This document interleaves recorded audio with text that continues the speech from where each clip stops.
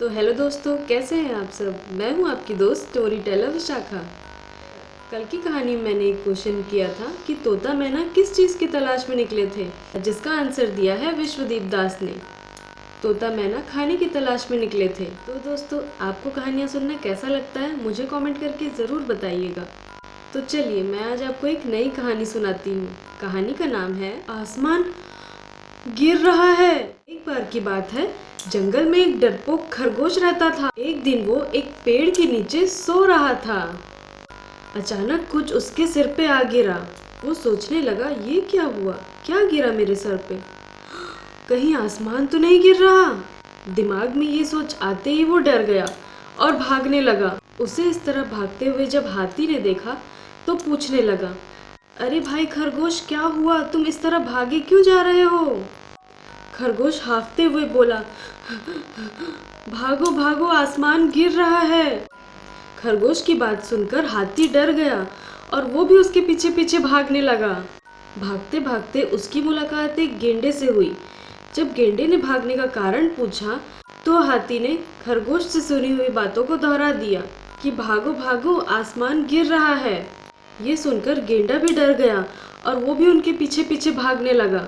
अब जो भी उनसे मिलता आसमान गिर रहा है सुनकर उनके पीछे पीछे भागने लगता। खरगोश के पीछे हाथी, हाथी के पीछे गेंडा, गेंडे के पीछे भालू और भालू के पीछे चीता। ऐसे भागते भागते जंगल में एक कतार लग गई। सब बेतहाशा भागे जा रहे थे। इतने सारे जानवरों को एक साथ भागते हुए जब एक जंगल में टहल रही लोमड़ी ने देखा तो वो चकित रह गई। उसने भालू से पूछा, क्या हुआ भाई, तुम सब लोग ऐसे कहाँ भागे चले जा रहे हो।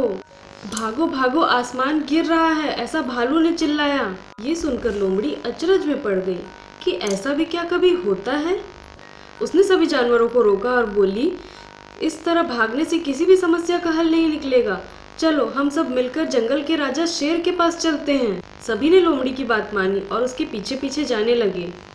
सभी जानवर शेर के सामने खड़े हो गए। लोमड़ी ने शेर को सारी बात बताई। ध्यान से सारी बात सुनने के बाद शेर ने पूछा कि सबसे पहले आसमान को गिरता हुआ किसने देखा था। सबने खरगोश की तरफ इशारा किया। शेर ने खरगोश से पूछा, तुमने कहाँ देखा कि आसमान गिर रहा है। खरगोश ने कहा, वनराज, मैं एक पेड़ के नीचे सो रहा था, तभी मेरे ऊपर आसमान का एक छोटा टुकड़ा गिरा और मैं भागने लगा और सबको बताने लगा। वनराज, हमें भागना चाहिए, कहीं पूरा आसमान गिर गया तो हम सबका क्या होगा। खरगोश की बात सुनकर शेर को कुछ संदेह हुआ। शेर ने कुछ लोमड़ी के साथ चर्चा की।